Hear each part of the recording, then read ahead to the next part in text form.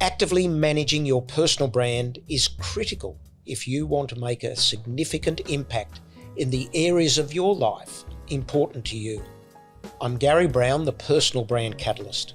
I've spent most of my life working in the world of branding products. More recently, I've been exploring the world of personal branding and wrote a book on this, Brand New, Brand You.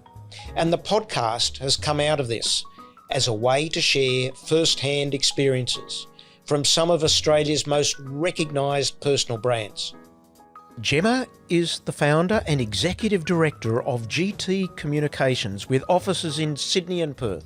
Gemma's day-to-day existence spans both the corporate and media worlds. An award-winning business owner, the Telstra Business Women's Awards and Business Owner of the Year, she is an opinion columnist with the Australian newspaper and the Western Australian, and regular management contributor with Sky News. But this is just the start of her story. Gemma was a senior journalist and chief of staff with the Seven Network for a decade. In 2003, wanting her life to look more different, she quit her job and, armed with a mobile and a $500 computer in her spare room, she started her business, GT Communications. Nearly 2 decades later, she and her team have a national footprint of clients across a diverse and dynamic range of industries. From banks to breweries, privately owned to listed entities, government and non-for-profit organisations, Gemma is one of the most sought-after strategic advisors in her field. Gemma divides her time between running her company, which has a global footprint of clients, which includes some of Australia's best-known corporates and retail brands, and her career as a forthright, honest, engaging and fearless media commentator. Gemma drives debates and influences outcomes, writing about issues as diverse as gender pay parity to the challenges faced by working families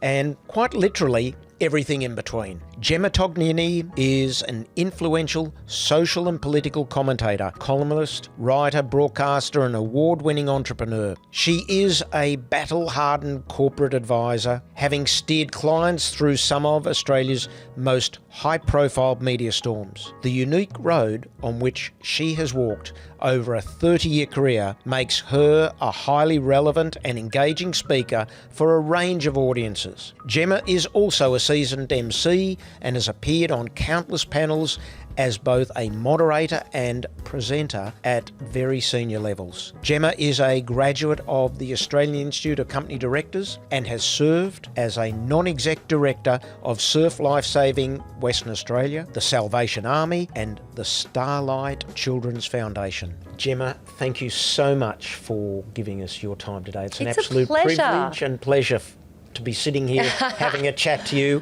someone who is absolutely prominent when it comes to communication and branding. And today we have the opportunity to have some really good discussion about what actually makes a brand and how do you define your brand? Is that a good question to start with? How do I define my brand? Wow. I was thinking about that very question again as I was walking up the street here. And do you know, I have to say, it's only recently that I've thought about my own personal brand. And I want to qualify that because intellectually or rationally, I would say, of course, everyone has a personal brand.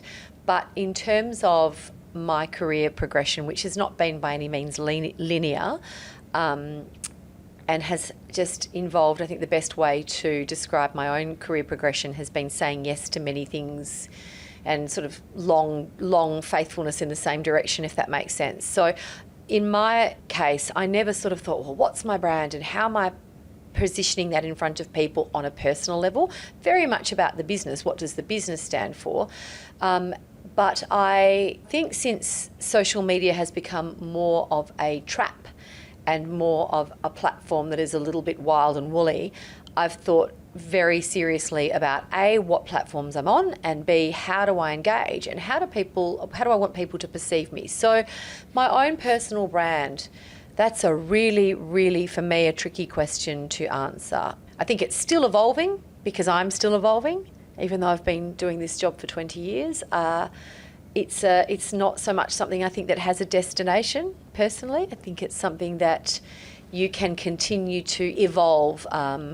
For example, I am many things at once. I'm an award-winning business owner, I'm an entrepreneur, I'm a consultant, I'm a strategist, I'm an advisor, I'm a crisis manager, I'm a columnist, I'm a writer.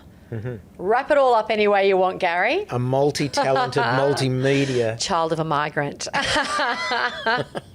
True story. So we'll come on to that in a moment, but Sure. Let's go back to the question of maybe how do you define you, Gemma, as opposed to Gemma the brand? Have you thought of it in two different ways? You're doing all the tricky ones straight up. Yes, I have actually. I actually have, and that's a really good, I can think of a really good example of that. So let's use Instagram as a social media platform that I use, and I have two accounts. One is an open account that is very much about Gemma, the writer, the businesswoman, the public part of my life, which I sort of say through gritted teeth, which I can explain a bit later. And then I have a private account that no one would know about or recognise because it's not my real name. That's just for my family and close friends. Less than 100 people on that account. And that's my real life, which I share with the people who I know and love. And the other one is my working life. And that's a really good practical example, I think, of what people can sort of tangibly delineate. Right, so you actually have two different accounts on that one platform. Brands, in the sense of your family look at you as one. I don't think of that as a brand. I think of that as that is me being able to be completely myself with the people who I love, whereas my public account is the parts of my life that I choose to share, my professional opinions, my columns, my writing, my views on various things. That is the public domain. And I think for the people listening, for a bit of context, I started my career in the public domain. I was a journalist for many, many years in Western Australia, straight out of university into the highest rating radio station in WA, then to the highest rating TV station in WA. So for the first 12 years of my working life, I had a public persona. And then I quit journalism in 2003 to start my company. And then I had close to a decade of just glorious, blessed private life. I didn't, I'd shut the door on media and thought, that's a lovely chapter, it's been great, no regrets, moving on to something else. And quite by accident found myself back in media around 2015 after I won the Telstra Business Award. A Business Owner of the Year that was. I found myself accidentally back in the public eye in the capacity of an opinion columnist, which I'd never done before. And like I alluded to earlier, it was just a case of someone asking me, would you like to write a column? And I thought, I'll give it a go. And here we are. Here we are a few more years down the track. So I think that's why I guess I think of a brand as an evolving thing. Unless you're a person who has been, for example, an M&A lawyer for 20 years or politician for 20 years. So then how do you ever think about how people perceive you? Oh, yeah, I do. Yeah. I mean... is that a self-conscious, or as in you feel self-conscious, or it's more to do with the way people perceive you in the way you operate? You have the same mindset on a personal basis as opposed to a commercial basis? Yeah, I think it's a bit of both. I think people who know me well will tell you what you see is what you get. I'm very fortunate in that many of my clients over the last 2 decades have become close friends. So I think that speaks to the person that I am and the business that I run and the team that I run. Values, you can't fake values. So, for example, I think another good way to describe it is what I have as a commercial brand, if you like. It's not that I'm a different person, it's just that perhaps I wouldn't talk about if I was having a health challenge or, how I felt about my father dying, although I have written about that. So the challenge for me, I guess, at a brand level is how much of my personal life do I share? And as a writer, the tricky path to navigate there is that power comes from authenticity. And to be a writer who connects with an audience as a columnist is supposed to, part of the territory comes with that place of vulnerability and disclosure. And humanity. I had someone write to me after a column recently, sometime within the last 3 months. I can't remember the subject matter that I was writing about that weekend. And of course I write for the Australian newspaper. And they said, every time you write, I feel as if you are inviting me into your confidence. And I thought that was such a beautiful thing to say and a timely reminder of what the responsibility of a columnist is. And if you flip that across to my commercial life, and to be clear, that's 99% of my life, running the business and advising clients, you have to advise clients from a place of authenticity and partnership. You have to care beyond the transaction. One of our DNAs, this speaks to brand, the key part of our DNA is we value relationship over transaction. Every commercial relationship will have challenges. You know that. You've been around corporate life forever. Every commercial relationship will have challenges and pressure points in its lifetime. And what is the difference between a split or a moving forward is relationship. Absolutely. Genuine relationship in the bank for both parties to draw on that helps you navigate through whatever that challenge is. You cannot do it without relationship, and you cannot have relationship with trust, and you cannot have trust without disclosure. So you've just told me that there is actually very little between you, Gemma, and your personal position and your commercial position, because you have to demonstrate, for you to be a good, strong brand, those values. Yeah, absolutely. It's absolutely. So it crosses over. It does cross over. There's no hard and fast line. I didn't get the chance to be a parent, so I don't have children to consider. But if I was a parent, for example, the line I would draw, for example, was you don't get to see my kids on my public account. My dog was another thing. My dog was Insta-famous, bless his dearly departed soul. But that sort of thing. When I, everybody is entitled to have that inner part of their life that is protected for their nearest and dearest. Doesn't mean you don't share your values more broadly. So reputation's obviously critical for you. Yes. As a person. When did that occur in your life? When did you first become aware that reputation was so important to you? Do you mean as a function of the business, or as an individual? That's a great question. I would have to say it was when I began my career as a journalist, because the very first, I think it was my first week in news at 6PR in Perth. Hello to all the 6PR listeners. I was sent to cover the trial of a former deputy premier who had been accused of fraud without even being a little bit trite. In the years coming out of WA, there were a lot of politicians going to court in WA. Yeah. So, and when I was on work experience in my final year of university, I did some time with the Nine Network and went and tagged along to some of the WA Inc. Royal Commission hearings. So very early on in the piece, it was quite plain to see that you're one day the chook and the next day you're the feather duster. So, yeah, very powerful examples of that. So that's when reputation was critical? I don't know if it was critical, but it was on the radar. You know, as I grew, you know, I started my career when I was 20. So, you know, you grow in maturity. You know nothing when you're 20, slightly more when you're 30.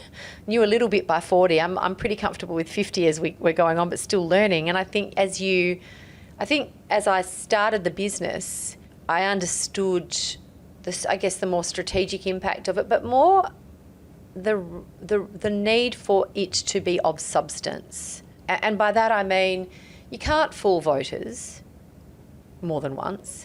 You can't fool your consumers. And if you've got stakeholders in your corporate world, they're pretty savvy. But I also feel like we owe them as people in leadership or business or whatever. You owe people your best, and you owe people the transparency of understanding who you are and what you stand for. Absolutely. You mentioned earlier about being the daughter of an immigrant. Yeah, my dad came to Australia in 1956 on a boat. I thought you might have actually talked about, and I thought we had a very brief discussion, but we were talking not too long ago, but about reputation, because obviously the way your family came to this country, obviously it was important to actually build and recognise and get recognised for who they were and what they did. Actually, not so much, to be honest. My family, my mum, for the record, was born in Brisbane to a middle-class Australian family and met my dad when he was doing national service.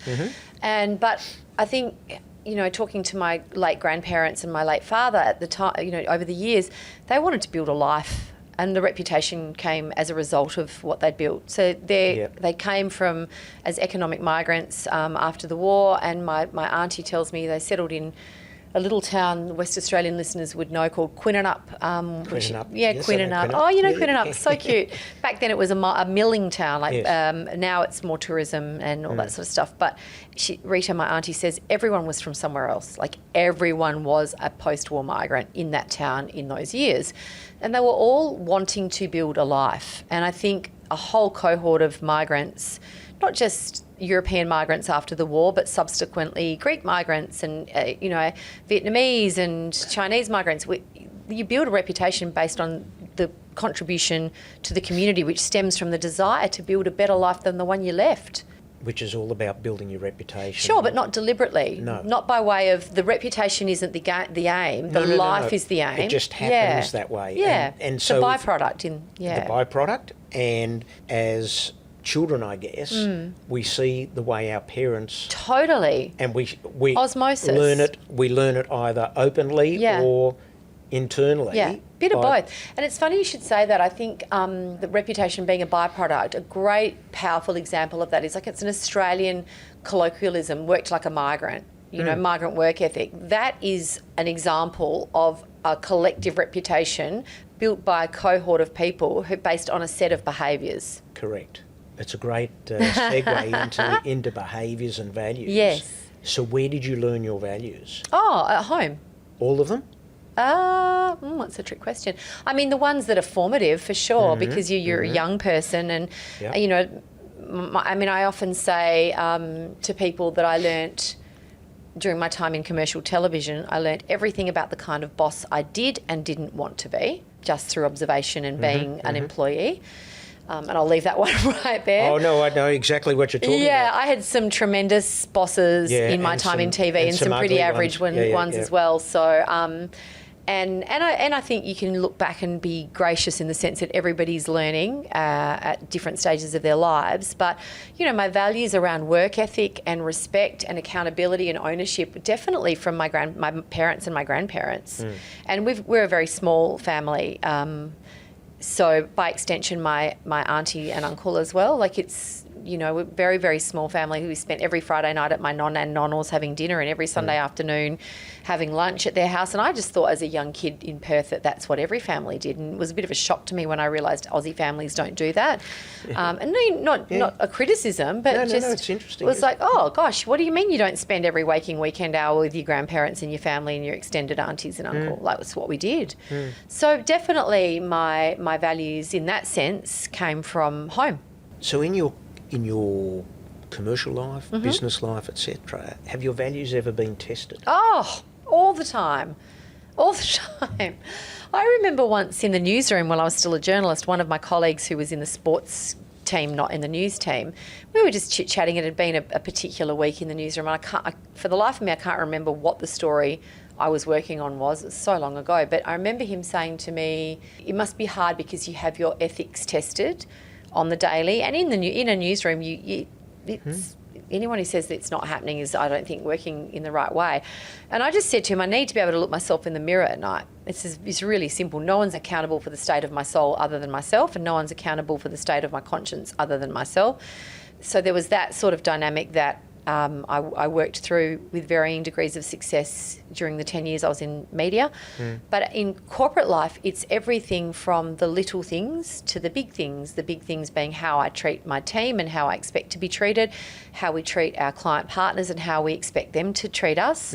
And the little things that, like the cliche is true, how you behave when no one's watching. Correct. So values and behaviours aligned bring great trust and credibility. When they're out of alignment, it's no good. It's bad news. And also I think, I've been in business 20 years now, 20 years and a few months, and you don't know. I think I look back when I started and thought I knew nothing, and you don't know how to manage those tricky situations that you get into, conflict, for example, or inappropriate behaviour. And I always say to clients, new clients at least, I'm a terrible game player, Garry. I'm hopeless. I'm good at briscola, which is an Italian card game, but I'm not good at, the Machiavellian garbage that sometimes goes on in corporate life. So I don't bother. I just play a straight bat, sometimes to my detriment, but more often than not to my favour. So you can sleep at night. I can sleep at night, one, but B, I think when you come to a person and you set a boundary, like you get what you tolerate in business, in life, in relationships, whatever. So in the very small, like less than a handful of times I've had issues with a client's behaviour, the first time I confronted it, it's so hard. Like you feel like, oh my God, the world's watching and it's so hard. And then you have an honest conversation and it goes one of two ways, but you walk away going, I actually just advocated for my own values and for my team's values. And I'll remember this, one situation where a client was frankly being difficult, being unreasonable and difficult, and trying to, not intentionally, inadvertently holding a gun to our head on a particular thing. And I just said to them, with the greatest of respect, I'm not doing that, and we're not doing that, and here's why. This is the conversation we had. This is what we agreed to. And if this means a parting of ways, it's not what I want, but I certainly am not going to do X, Y, Z. And one of my team messaged me the day later and said, thank you so much for standing up for our values.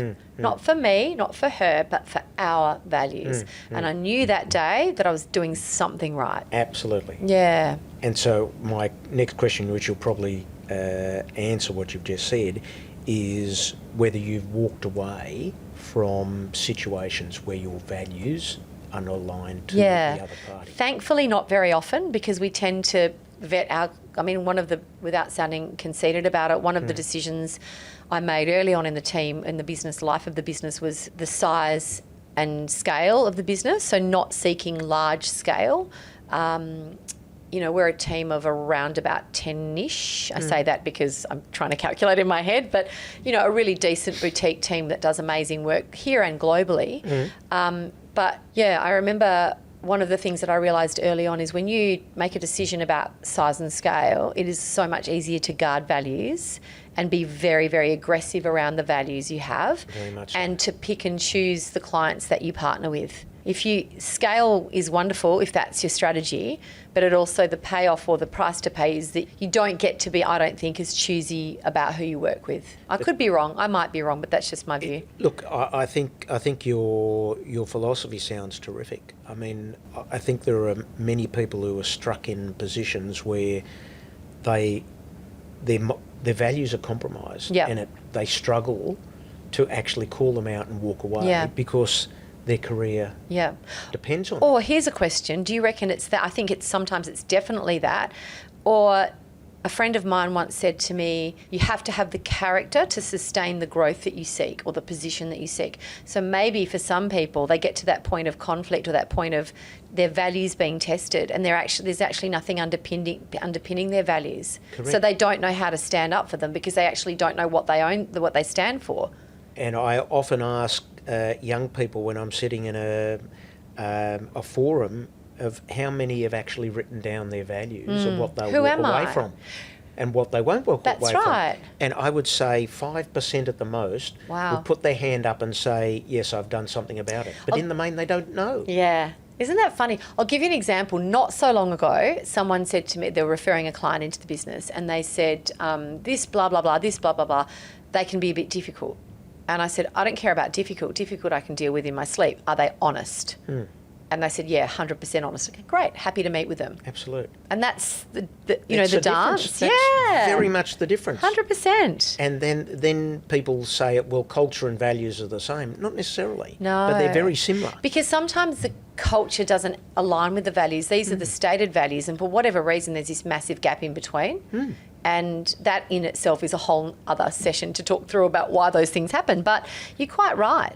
And I know in my own experience, in my own team over the last 2 decades and working with clients around the world on various things, if you have a terrible culture, you got to fix that, not necessarily first, but certainly in conjunction with the external work. So tell me, in your career, whether it's personal or but preferably in the commercial side, what you're running now, how do you actually go through to articulate the values and beliefs? Do you, in terms of your team, do you have sessions in which you share those sort of do you mean, philosophies to educate and develop? In our team? Yep. Yeah, absolutely. That's a great question. Well, developing our values was back in the day, because we, an established, mature business, was a collaborative effort. And so you've got to have ownership, and obviously that's easier in a boutique firm than it is, say, in a bank or a large law firm or something like that. But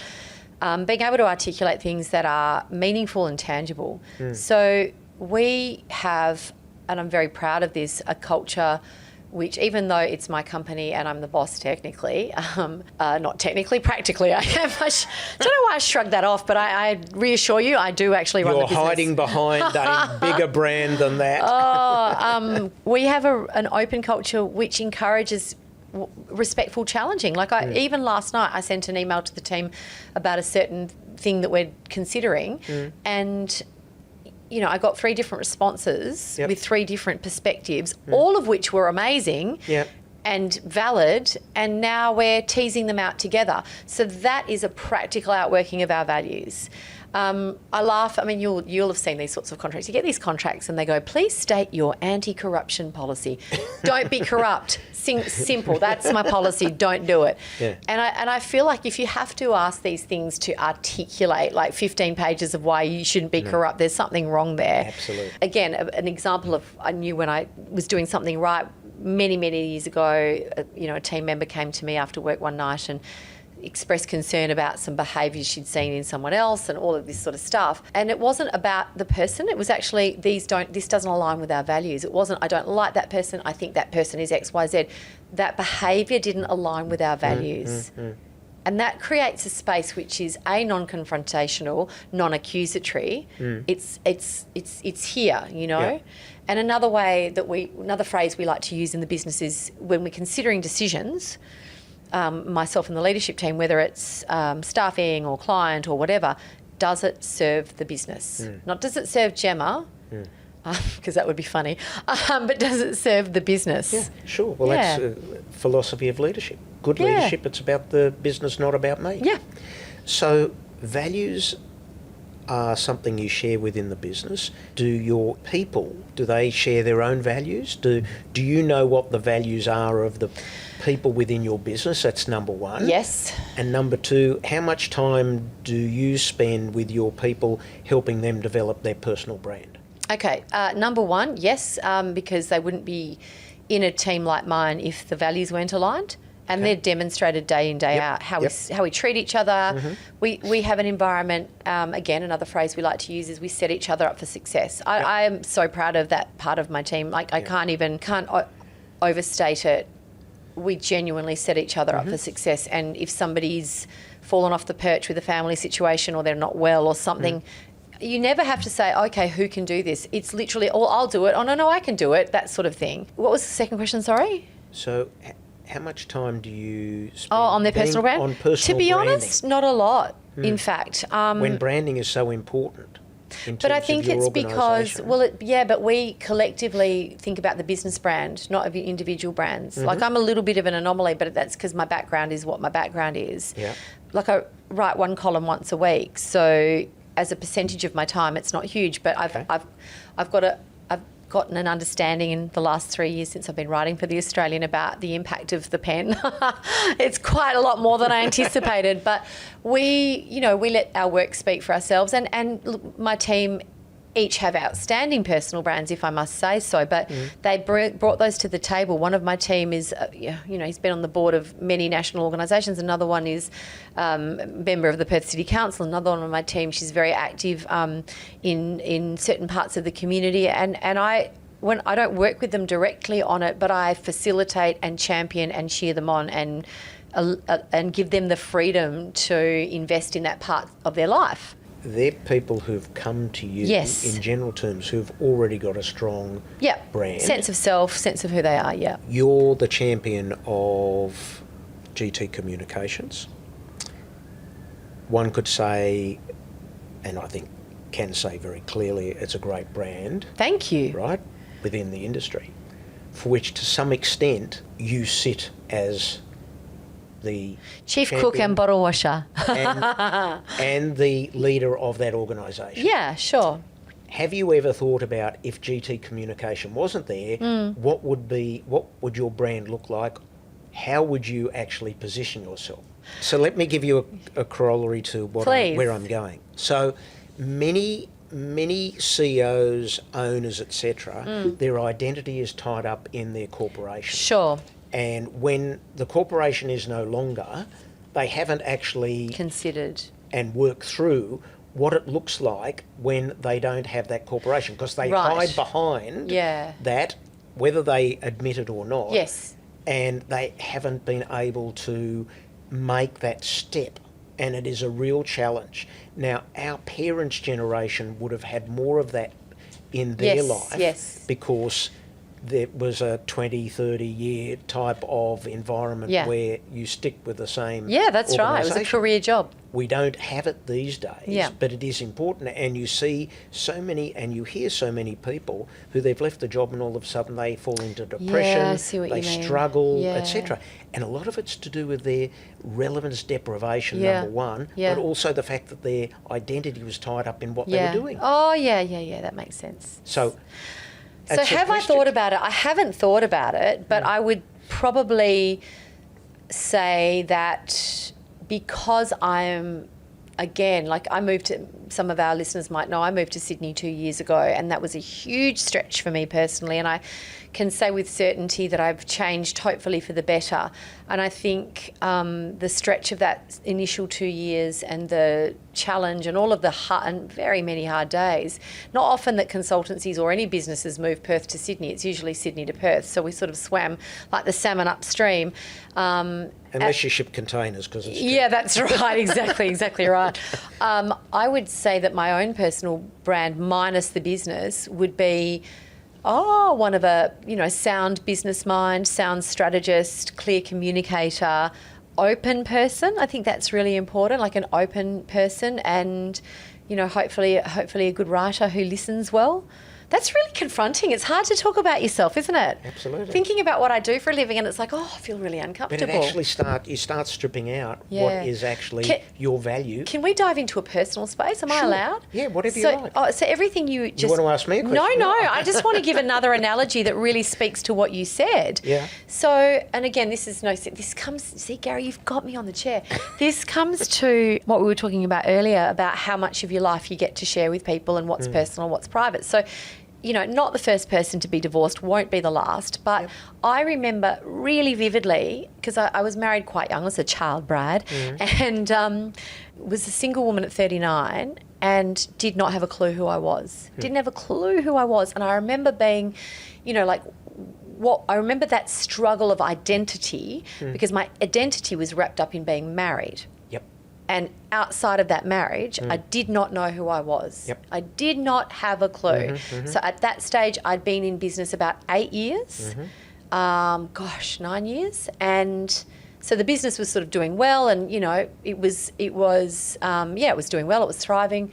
But I didn't, on a personal level, I had no clue who I was. So that was a really important journey for me over the next, I don't know, I'd be guessing 3 to 5 years, coming out of that space, walking into another one and working out, well, what do I stand for? Who am I? What do I like to do? What do I do for fun these days? What do I enjoy to do? What are my absolutes? What are the things I will bend? All of those things. It's a really similar sort of dynamic. If you've been a CEO, a successful high-profile CEO for 10 years, 5 years, whatever, you come out of that job, all of a sudden it's like, well, what am I? So powerful identity, isn't it? It's very, very important. If I am to make any observation about you, I would make the comment that you have many strings to your bow apart from GT. It's whether you actually have the mindset to recognise that. Ooh. Tell me more, doctor. Because of all the other activities you undertake, you actually undertake it. I actually see you as Gemma, not as GT communication. Interesting. And so I think that that's very important when you're trying to work through, if you in fact need to do that, that there's many other components to you which make up your personal brand. That's so interesting, isn't it? So I just make that. No, that's lovely to observation. hear, and I'll take that away and chew it over. Actually, as you're talking, the other thing that's going through my head is like, I'm an auntie, I'm a good friend, I'm told, humbly, all of those things that make up the sum total of who you are. Exactly. So then the next step to that is, how do I Gemma, maintain my relevance in everything I do in life? What is the things that are going to keep me? Because if your brand is who you say it is, and I think it's something that evolves, how do you maintain that relevance with your family, your friends, your circles in life? What are the things you need to do that's going to keep them engaged, you adding the value you want to add, and you enjoying everything you do? Well, I think it's about being deliberate. I really do. I think you can either float through life or be deliberate in life. Yep. And living on the other side of the country from my family now has been really, to be really transparent with everyone, it's been the hardest thing. I'm not from a big family. I'm from a small family, and my father passed away mid-2019, so everything felt very truncated and heightened. Yep. So lots of FaceTime with my family, lots of, we call, my mum and I chat a bit, and my aunt, my nieces, and my nephew lives down in Melbourne. But I think being deliberate about it, and I found the hardest thing about living in Sydney is how the frenetic pace of life here, and just things that were simple in Perth. Love you, Perth, but things that were simple in Perth are not simple here. No. By any means, getting from A to B. Don't get me wrong, I love Sydney. It's a great fit for me. You're stuck with me, New South Wales. I just need to pick a rugby league team. I haven't picked one yet. But don't rush. Yeah, I don't understand the game, so I'm not really in a hurry. But You never invest in anything until you understand. Correct. Don't sign it if you don't understand it. So we could be a while here. But yeah, how do I maintain relevance? Well, I suppose from a client perspective, it's that continual learning and continual improvement. That's really important. And continually listening. You can't advise people if you're not listening to them, whether that's to challenge or to amplify or to validate. Absolutely. You have to listen. Which is ironic because I love to chat, but I'm a pretty good listener. You've had a wonderful career so far, and I'm sure it's got a long way to go. Hopefully. 50 feels like just the beginning. Who stands out in your career, your life, as someone who has helped you and mentored you to where you are today? Oh gosh, there's actually been a few at different stages. That's natural. That's normal. Different stages of my career. Actually, a really good point to raise, because when I talk to young people about mentoring, and I think the session you and I did together, I may have mentioned this. No one has ever offered to mentor me. I hate to burst everybody's sort of thoughts here. No one's ever come up and said, Gemma, you're amazing, let me mentor you. I simply asked people. I think that's one of the things, the values I got from mum and dad, is don't be afraid to ask. There's no shame in asking. So I remember when I was younger in the business, like when the business was super young, there was a chap by the name of Harvey Collins, who was chair of Westpac Bank. I don't know if you know Harvey. His daughter was a friend of mine, and Harvey was just so generous with his time. But it was like, for me, that serious space in the business was, I don't know how to price properly. I don't know how to, it was mechanics of the business. Other times of the business, different other people. Dear friend of mine, Gav Bain, who I spoke to last night. Gav's the recent CEO of Wunderman Thompson here in Sydney, but a Perth businessman, and we met when my business was about 3 to 5 years old, and he's just been a great sounding board friend, mentor, and tells me I've been the same, so that's always welcome.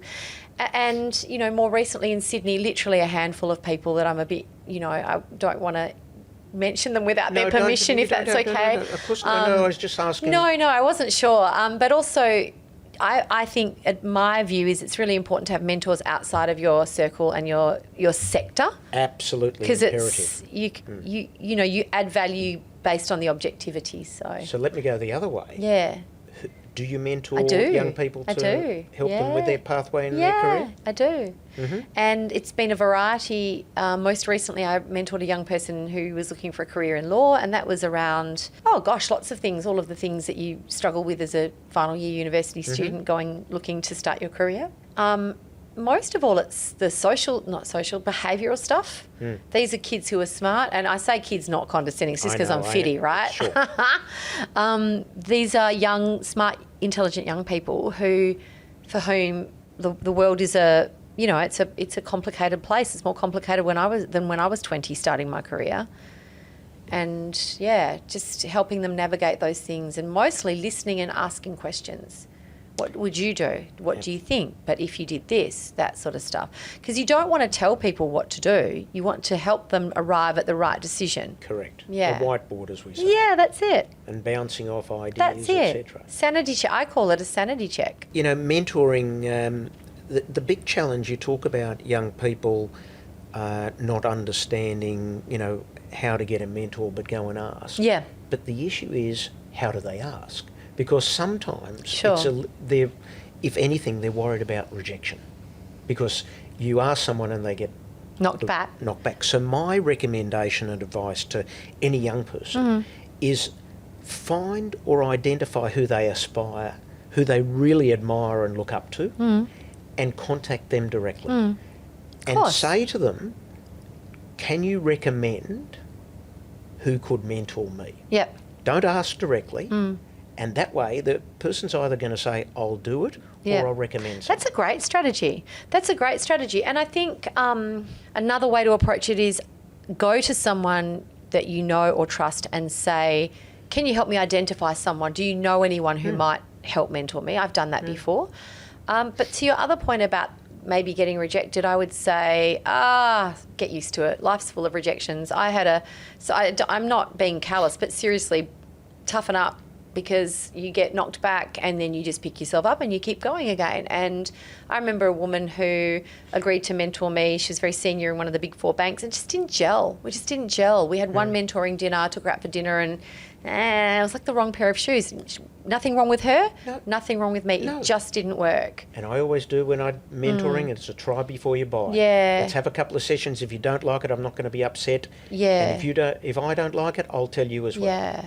But I do think the resilience piece, and if you're talking about personal brand, I would definitely say that one of my attributes is resilience. I just, again, and that comes back from family of origin stuff and the story of my grandparents and all of that sort of stuff. And I just don't have any time for people who have a propensity toward victimhood.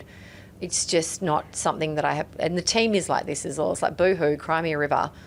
It's not to say that I'm not empathetic. I'm 100% empathetic, but not for things that are trite and not for things that are really something that you need to just... I'll give you an example. If I may. Had many, many, many years ago now, I had a team member come to me and say, such and such is bullying me at such and such client. And I remember sitting at my desk and I popped my head up and said, say that again. And this person said, such and such is bullying me. And I went, okay, all right, so I want you to think about it overnight, because bullying is a really, really, really serious matter. Absolutely. And it triggers, from my perspective as your employer, it triggers a process that I have to put in place legally and from a duty of care, because I care about you. And then it triggers something that I have to put in place with the client. So if this is actually happening, I have got your back 1,000%, make no mistake. But I want you to think about what you're telling me and reflect, if it's true, where I have to remove you from that client, we have to do this, this and this. If that's the case, I'm in, and I'm not going to blink twice. But I knew this person, and I knew certain things about, just a bit of resistance to personal growth. Anyway, so I left it with them for, I think it was a couple of days. And I said, in the meantime, if you are uncomfortable, we can temporarily put someone else there. Did all of the things that you do as a responsible and decent employer. Anyway, they came back to me a couple of days later and said, you know what, I've thought about it and I've talked about it with a friend and I really just don't like this person. And I said, great, I wasn't angry at them at all. I said, that's really good personal growth that you've recognised that. So let's sit down together and put together a plan about how to manage this, how you can grow, how I can back you up, because some of this behaviour is 100% inappropriate, not inappropriate, but just bratty. And you talk about values, I won't have it. I won't have you being spoken to like that, but it's not bullying. And she's like, I don't want to come off that client. I actually want to work through this. Ended up having a fantastic relationship, and I mean long-term relationship with that client. Fantastic growth for that person. Sometimes I think in corporate life we're too quick to go, oh my God, you've definitely been bullied, or you've definitely been there. You know, as an employer, you have a duty of care, but as a human and a decent human, that, to my perspective, supersedes your legal obligation. Absolutely. It's your moral obligation. And there are certain things that you, like, to be very clear to our listeners, if someone came to me and said I was inappropriately spoken to, that's not something I'd go, are you sure? That's instant action. Yeah. And everything is contextual also. Absolutely. So I just, resilience is a really important piece, especially for younger people today. It's part of success. Of course it is. If you're not resilient, you're actually not going to move forward and stretch yourself and be that ambitious that you think you should be or could be. I met a woman the other week who we're talking to about some work, and she told me her story first time we met. Business is mature, organisation's quite mature, but she was telling me about her early days and the number of funding cliffs she nearly went over the edge of. Like, just incredible resilience to be where she is now. I don't know if I would have persevered, to be honest, but the perseverance and resilience of this woman is just absolutely out of this world, and we so undervalue it. Totally agree. You know? Well, the thing is, we don't see it. We only That's see true. the outcome. This is the problem. That's true. And that the outcomes, those who are successful have demonstrated resilience, but you don't actually see it in the journey because people hide a lot of it. I heard someone say something the other day. It was a podcast I was listening to, and they said, the person that you don't see the scars or something like that. You don't see the scars that the person you envy carries from the road they walk to get where you want to be. Okay. It's a bit there, but I thought, Yeah, but it's absolutely true. It's true. Totally true, What a session we've been. I feel like I've had a really good chat. I'm just warming up, Garry. It's been fabulous, Gemma, to Thank you for having the opportunity. Your frank, candid comments and advice and insights have been amazing. Thank you. I'm so privileged to have the opportunity to chat with you. Thank you for having me on board. You. I'm grateful for the opportunity. Love having a chat. And again, thank you for asking me. It's been great fun. Been a lot of fun. I've enjoyed it immensely. Thank you very much. Thank you for listening to this episode. If you enjoyed it, please leave a 5-star review and subscribe for more episodes. And if you'd like to learn more about developing your personal brand, please visit garrybrowne.com.au to get in touch or grab a copy of Brand New, Brand You.